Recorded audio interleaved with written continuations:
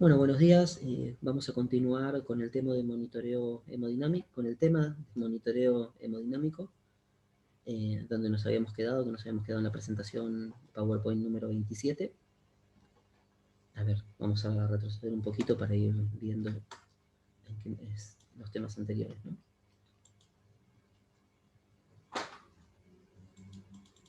Acá, preparación del material, ¿no? Continuamos. Acá en el 25. Preparación del material, hablábamos hay que preparar el material para la reanimación cardiopulmonar y medicación de urgencia en el caso de que sea necesario. Tenemos que estar preparados para ese procedimiento. En el caso de que el paciente presente un paro cardiorrespiratorio, tenemos que tener el carro de paro o la caja de paro, depende de cómo trabaje la institución. Generalmente, si estamos hablando de una terapia intensiva, estamos hablando de un carro de paro, ¿sí? Con toda la medicación necesaria, con todos los elementos necesarios, asistencia respiratoria mecánica también preparada a un costadito, el respirador listo y preparado como si hay que intubar al paciente.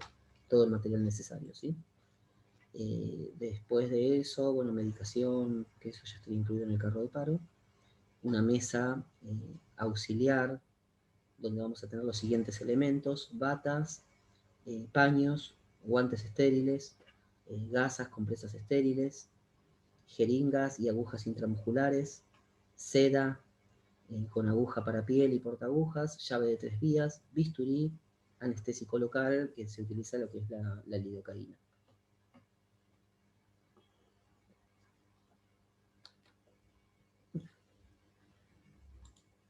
Bien, continuamos con la preparación del material.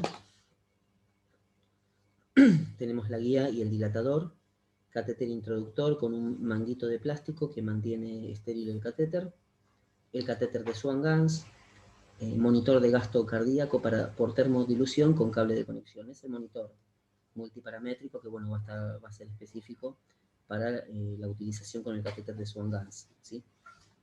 Ahí nos va a dar todas las medidas que necesitamos. Nos va a dar todos los datos que necesitamos. Continuamos con la preparación del sistema de monitorización de los materiales. 2 sueros fisiológicos en envase flexible de 250 y 500 mililitros. Tiene que ser heparinizado. Y un manguito de presión para fluidoterapia. El manguito es lo del presurómetro, ¿sí? Es que lo que va a apretar el suero y le va a dar un flujo constante. Además tiene que estar heparinizado para que no se tape la vía, ¿sí? Bueno, el monitor tiene que registrar el electrocardiograma y las curvas de presión de las distintas zonas. Por eso es lo que vamos a utilizar para medir el catéter de Swan-Ganz, los parámetros del catéter que nos van a indicar el catéter de Swan-Ganz, ¿sí? Eso es cuando estamos hablando de las curvas de presión. El cable con la conexión. Ahora eso era lo que era la preparación del material. Ahora estaríamos con la preparación del personal sanitario. Imaginémonos que tenemos que tener todos los elementos necesarios, elementos de protección personal, ¿no? Camisolín, gorro, protección ocular, barbijo, todos los elementos necesarios que son los elementos de protección personal. Más allá del COVID, se necesita para este tipo de pacientes, ¿sí? Sobre todo para proteger al paciente.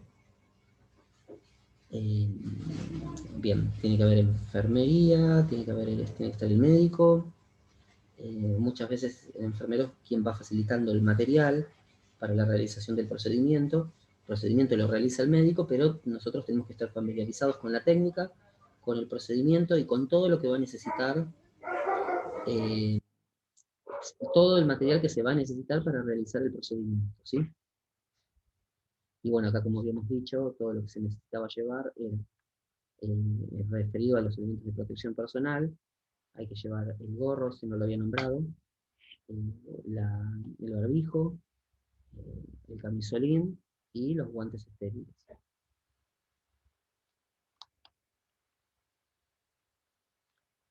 Competencias de enfermería durante la colocación del catéter.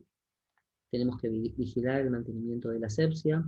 Si notamos en algún momento que se pierde la asepsia, ya sea por algún error, por alguna manipulación errónea en los dispositivos, sobre todo cuando hablamos de dispositivos estériles, debemos dar parte, debemos avisar, para que, si es necesario, el médico se deba recolocar los guantes. Ahí, bueno, estaríamos al pendiente y si vemos que se ha contaminado un guante tocando algo que no tenía que tocar, podríamos pasarle un nuevo guante o el dispositivo que se haya contaminado. Tenemos que estar atentos a todo movimiento que se haga dentro del campo estéril, ¿sí? Hay que monitorizar el electrocardiograma, si hay algún cambio en la presión arterial, en las curvas que también se van a valorar, como de saturación de oxígeno, de frecuencia respiratoria, de frecuencia cardíaca, ¿sí? Si cuando el catéter de Swan-Ganz empieza a introducirse a través de la aurícula derecha, vena cava superior primero, aurícula derecha, bueno, eso se va a ir viendo reflejado, de algún modo lo vamos a ir viendo reflejado en el monitor electrocardiográfico. Bueno, esas alteraciones que se puedan llegar a ver, tenemos que estar atentos, prestar atención y siempre teniendo el carro de paro a mano ante cualquier eventualidad, ¿sí?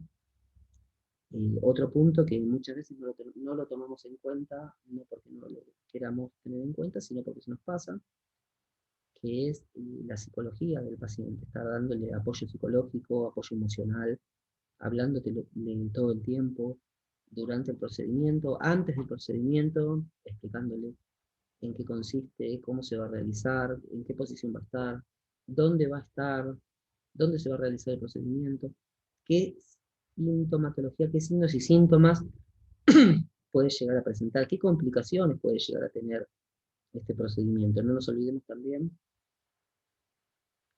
que cuando hablamos de estos procedimientos invasivos, requerimos de un consentimiento informado. Bueno, consentimiento informado es parte de este procedimiento también, y es parte del apoyo emocional, porque cuando hacemos la planilla, no es solo darle al paciente la planilla, firme esto y ya está, sino que ir explicándole cada cuestión, cada término médico que explica todo, hay que ir explicándole para que el paciente esté tranquilo. Si logramos explicarle todo, si logramos conseguir que el paciente esté tranquilo y que entienda el procedimiento, ya le vamos a brindar un gran apoyo emocional, un gran apoyo psicológico, y en este momento el paciente va a estar un poco más tranquilo. No deja de estar nervioso porque es un procedimiento invasivo, pero vamos a lograr que esté un poco más tranquilo, ¿sí?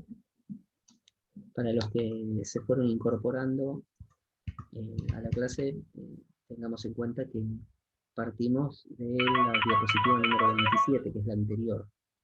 La anterior clase llegamos a la diapositiva número 27 y bueno, ahora estamos continuando con esa clase, ¿sí? Utilización de medición de presiones. Cada vez que queramos tomar la presión de un catéter, debemos cerrar la llave de 3 vías del otro, ¿sí? Nunca pueden estar las vías proximal y distal en contacto simultáneo con la cápsula o transductor, ya que la diferencia de presión entre aurícula derecha y arteria pulmonar haría que se produjera un reflujo de sangre. Esto se ve más en lo práctico, se explica acá desde la teoría, pero se ve un poco más en lo práctico. Cuando hacemos una medición, acuérdense que hay 4 lúmenes, y bueno, cuando tenemos que cerrar la llave de vía a los otros para que no estén en contacto, ¿sí? Para que no se produzca una alteración en la medición. Bien, interpretación de las presiones, ahora vamos a ir viendo cada una, ¿sí? Tenemos la presión de la aurícula derecha, la presión del ventrículo derecho, presión de la arteria pulmonar y presión del capilar pulmonar o de enclavamiento. Van en ese orden, ¿sí? Acuérdense, si tuviéramos el corazón, si podremos verlo, entra subclavia, subclavia, vena cava superior, de la vena cava superior entra la aurícula derecha, el catéter, después de la aurícula derecha pasa el ventrículo derecho, pasa la arteria pulmonar y después se mide la presión capilar pulmonar.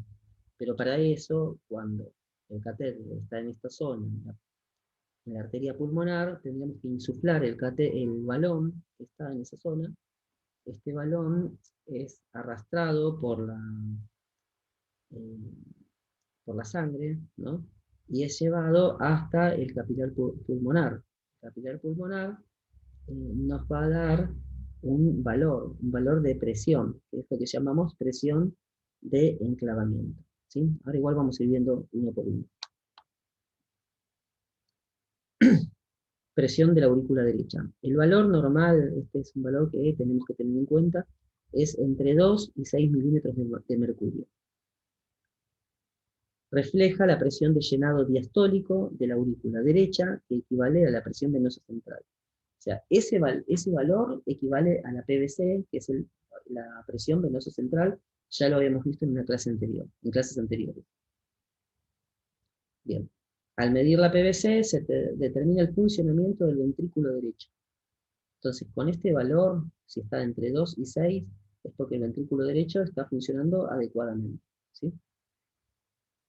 Y acá, ¿qué es lo que indica cada uno, ¿no? Su aumento indica insuficiencia del ventrículo derecho, insuficiencia del ventrículo izquierdo, sobrecarga de volumen o embolia gaseosa.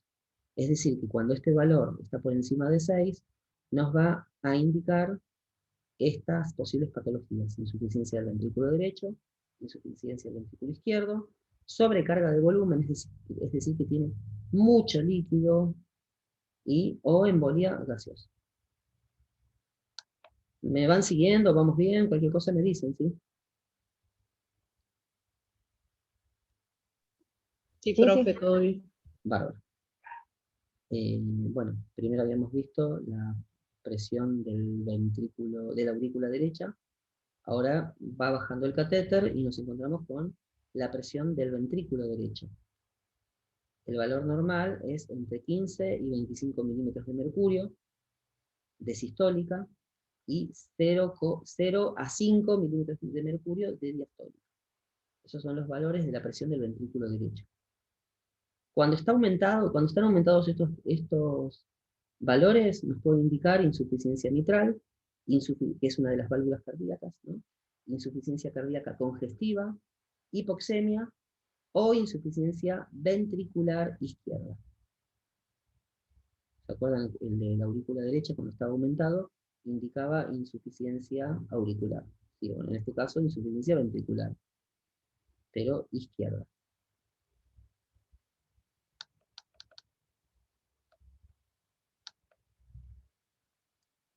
Bien, presión en la arteria pulmonar. Ya vamos ubicándonos, ¿no? Aurícula derecha, ventrículo derecho, arteria pulmonar, ¿sí? Valores normales van de 15 a 25, perdón, de 15 a 30 milímetros de mercurio de sistólica y entre 8 y 15 milímetros de mercurio de diastólica. Y la media es entre 9 y 19 milímetros de mercurio. Presión en la arteria pulmonar, ¿sí? Ahí tenemos que valorar la presión venosa en los pulmones y la presión media de llenado auricular y ventrículo izquierdo. Refleja la función del ventrículo derecho. Claro, porque el ventrículo derecho es quien va a eyectar la sangre. ¿Y a dónde eyecta la sangre del ventrículo derecho? A la arteria pulmonar.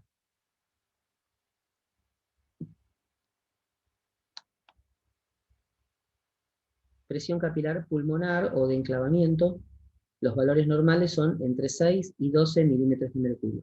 Es decir que, un poco resumiendo, un poco viendo esto, el catéter de Swan-Ganz va a servir para todo esto que estamos viendo, ¿sí? Para medir la presión de la aurícula derecha, del ventrículo derecho, de la arteria pulmonar y la presión de los capilares pulmonares, o también llamada presión de enclavamiento. Bien, los valores normales de la presión de enclavamiento son de 6 a 12 milímetros de mercurio. Nos brinda o nos da la efectividad del corazón izquierdo en cuanto a bomba, cómo está funcionando, si está funcionando adecuadamente o no. Si está aumentado este valor, estamos hablando de insuficiencia ventricular izquierda, podría ser insuficiencia mitral o sobrecarga de líquidos también, ¿sí? La disminución de este valor por debajo de 6 indica reducción de la presión del ventrículo izquierdo al final de la diástole y del gasto cardíaco o hipovolemia. Resumiendo, lo más común o lo más habitual podría llegar a ser hipovolemia, ¿sí? Cuando utilizamos este catéter para la medición del gasto cardíaco, para extracción de muestras de sangre venosa mixta, también, ¿sí?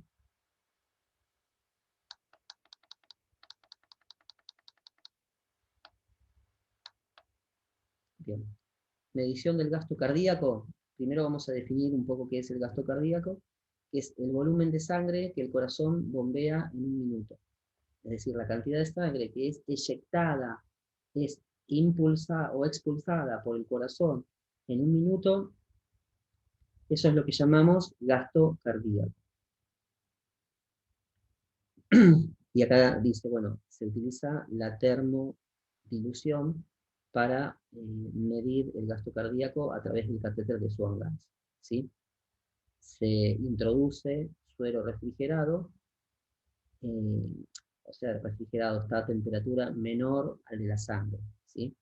Se eyecta, y se acuerdan que cuando estuvimos viendo el catéter en la clase pasada, hay una jeringuita, se eyecta un líquido refrigerado de contraste, sería refrigerado, ¿sí? Se mezcla con la sangre, y hay una zona en el catéter que detecta ese cambio de temperatura, ¿sí? Y bueno, todo eso, ese cambio de temperatura que detecta ese sensor que está ubicado en el catéter, eh, es lo que después va a hacer unos cálculos en la computadora y se va a traducir en el monitor a través del valor del gasto cardíaco, ¿sí?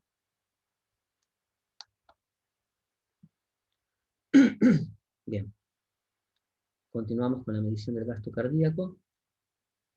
Acá está el termistor. Termistor es justamente lo que detecta ese cambio de temperatura, ¿sí? Encuentran en el extremo distal del catéter, mide la temperatura de la sangre pulmonar antes y después de inyectar el suero. Y una computadora calcula el gasto cardíaco conociendo la temperatura del paciente. Ese cambio es registrado, ese cambio de temperatura es registrado por la computadora, y bueno, como yo les decía, hace algunos cálculos, que todos los hace computarizado, y se obtiene el valor del gasto cardíaco.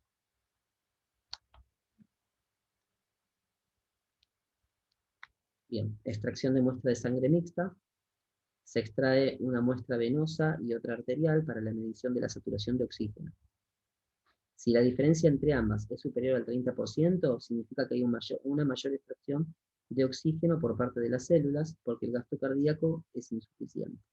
¿Sí? Se saca la diferencia entre, vamos por así decir, la sangre arterial y la sangre venosa.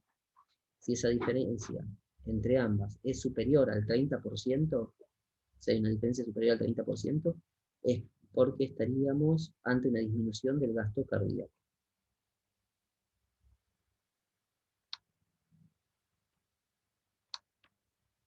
Bien. Cuidados de enfermería respecto del catéter de Swan-Ganz. Tenemos que vigilar, como en algún momento les había dicho, la morfología de las curvas, cómo se ven las curvas. Bueno, tomar muestras de presión pulmonar, ¿sí? Mantener la permeabilidad del catéter y la línea para evitar obstrucciones y embolismo, ¿sí? Observar y ver que no haya burbujas, que no se produzcan burbujas, porque se puede producir un embolismo pulmonar muy grave, situación muy grave, de riesgo de vida, y es responsabilidad nuestra, ¿sí? Bueno, evitar la perfusión de soluciones hipertónicas y fármacos por el extremo distal para no lesionar la arteria pulmonar. Acuérdense, el extremo distal es el que va a llegar justamente a la arteria pulmonar. Si nosotros infundimos fármacos o soluciones, mejor dicho, soluciones hipertónicas por ese extremo, podemos lesionar directamente la arteria pulmonar. Prevenir lesiones relacionadas con el inflado del balón. No debe pasar, pero la insuflación del balón, se insufla el balón, que está en el extremo distal, del catéter se insufla ¿para qué? Para medir la presión arterial pulmonar o la presión de enclavamiento de los capilares pulmonares también, ¿sí? Entonces, se insufla, se mide, se obtiene ese dato y se tiene que desinsuflar, porque si queda insuflado, ocurriría una complicación que alteraría el flujo sanguíneo que llegue a los pulmones, ¿sí? A los capilares pulmonares. Si es como si fuera que hay un coágulo, un trombo. Llega ese trombo, que es el balón, evitaría que se perfundan adecuadamente los pulmones y se produce un infarto pulmonar, ¿sí? Por eso es que hay que inflarlo, insuflarlo, obtener el valor y después desinsuflarlo, parte de los cuidados de enfermería.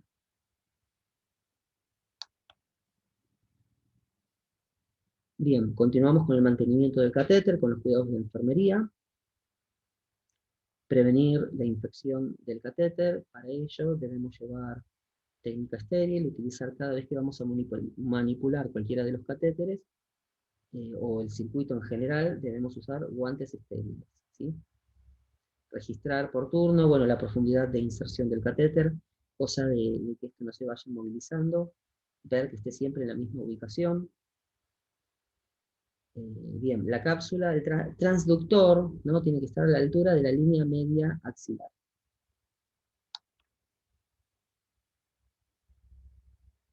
Respecto de vigilar la morfología de las curvas de presión, hay que ver si estas varían de alguna forma, si hay cambios en el estado del paciente, cambios de salud en el estado del paciente, tipo aumento de la frecuencia cardíaca, de la saturación, de la respiración, ¿sí? Estar viendo todo el tiempo al paciente.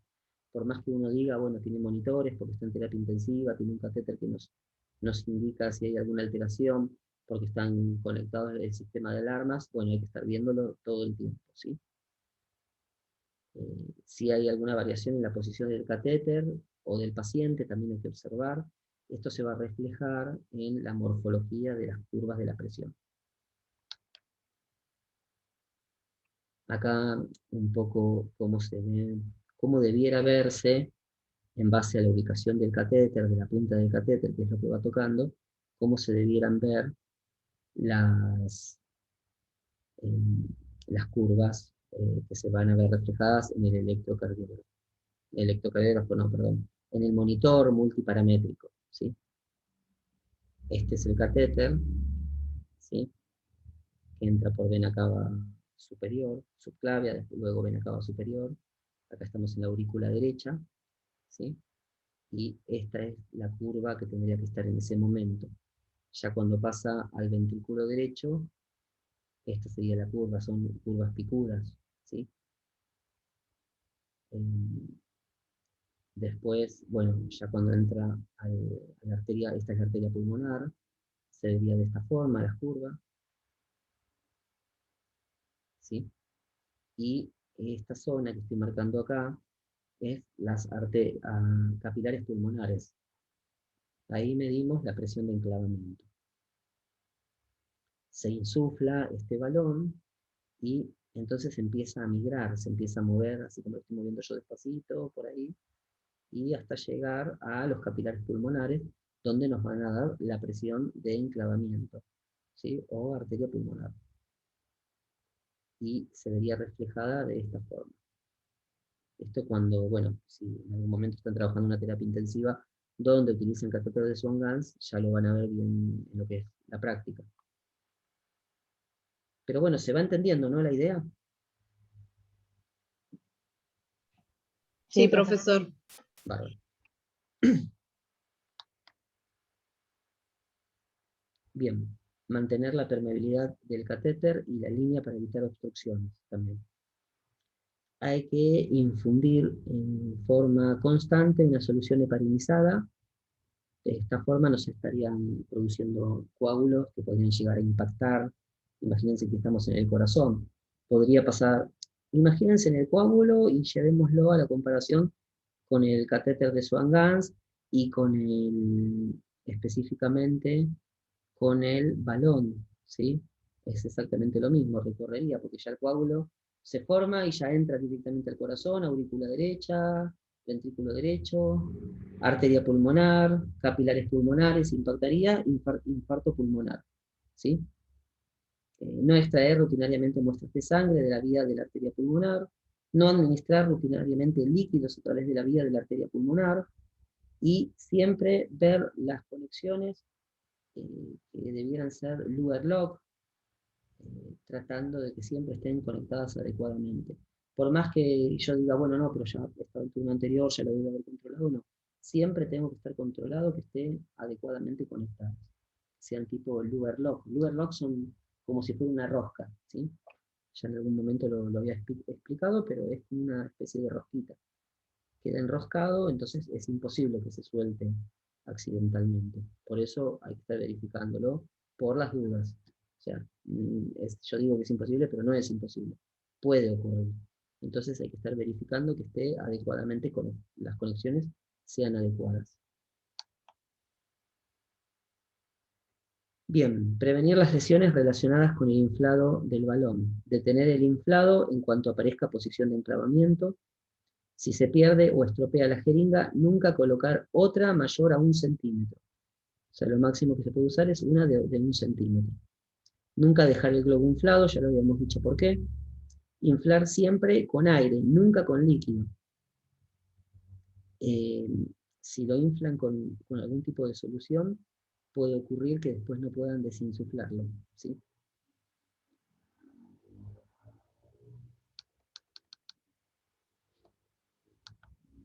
Bien, continuamos con la prevención de las lesiones relacionadas con el inflado del balón. Desinflar el balón siempre al finalizar la medición de las presiones. Es decir, terminamos de medir la presión de enclavamiento, lo desinsuflamos, ¿sí? No realizar nunca lavado manual del sistema del lavado enclavado. La medición de la presión capilar pulmonar no debe durar más de 2 minutos. Esto es importante, ¿no? Hay que estimar que el tiempo no debe ser mayor a 2 minutos de la medición de la presión capilar pulmonar. Bueno, el tema de la prevención de las infecciones de catéter, tema de la asepsia, de los guantes estériles, los líquidos antisépticos, todo eso hay que tener específico control, ¿sí? Y el cambio de apósitos según protocolos del centro, puede ser cada 24 horas, ¿sí? Por ejemplo, depende del protocolo, hay que estudiar bien el protocolo de la institución donde ustedes estén trabajando. ¿Cuándo se cambia antes de ese tiempo? Cuando presenta manchas, está mojado, está despegado, bueno, hay que cambiarlo, hacer una asepsia adecuada también, ¿sí? Transductor. Bien. El transductor tiene que estar siempre a la altura de la línea media axilar, ya lo habíamos comentado igual esto, y debe calibrarse al comenzar cada turno de trabajo y cada vez que sospechemos unos valores o curvas poco fiables. Esto no lo puedo explicar muy bien acá porque, bueno, es más bien algo práctico. Ya lo habíamos dicho que el transductor tiene que estar en la línea media axilar. Después los invito a que vean los videos. Yo algún video de esto estuve subiendo. Buen día. Buen día. Está llegando, justo entró un poquito al final, pero bueno, después vea Jenny, después vea el video, ¿sí? Es una clase corta o igual porque nosotros estábamos continuando de la presentación número 27, monitoreo hemodinámico, y como ya la clase pasada, que fue hace 2 semanas, vimos monitoreo hemodinámico, pero habíamos llegado hasta la clase número 27. Así que retomamos a partir de ahí. Ah, sí, sí.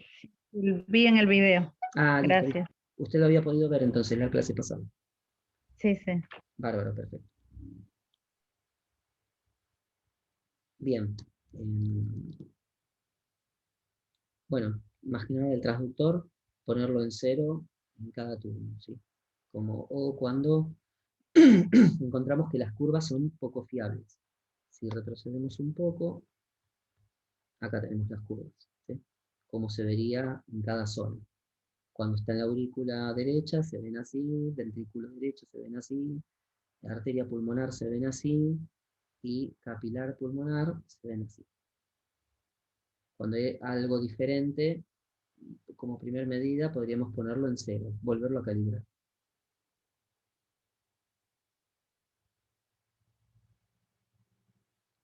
Bien, retirada del catéter. Siempre consultar en la historia clínica si hay arritmias, si hubo arritmias durante la introducción del catéter, ¿sí? Esa es una complicación que puede ocurrir cuando cuando coloca el médico este catéter, pueden aparecer arritmias. Entonces hay que verificar si han habido arritmias y podríamos deducir que pueden llegar a aparecer nuevas arritmias al retirar, ¿sí? Retirar el apósito, las suturas, cerrar el sistema de lavado, comenzar a extraer el catéter lentamente, vigilando la aparición de arritmias en el monitor.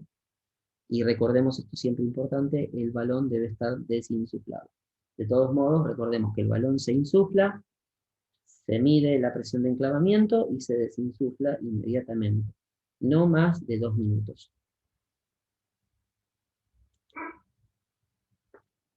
Bien, comprimir, una vez retiramos el catéter que ya ha sido desalojado del corazón, del sitio de punción, ahora se ha sido retirado del sitio de punción, comprimimos el punto de punción hasta cortar la hemorragia, realizamos el cultivo de punta de catéter si es que hay signos de infección o si está dentro del protocolo institucional, ¿sí?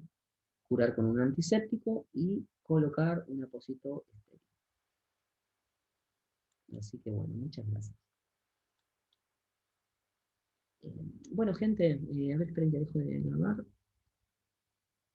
Esto nos quedaban los últimos 10 minutos. Dejo de grabar, ¿sí?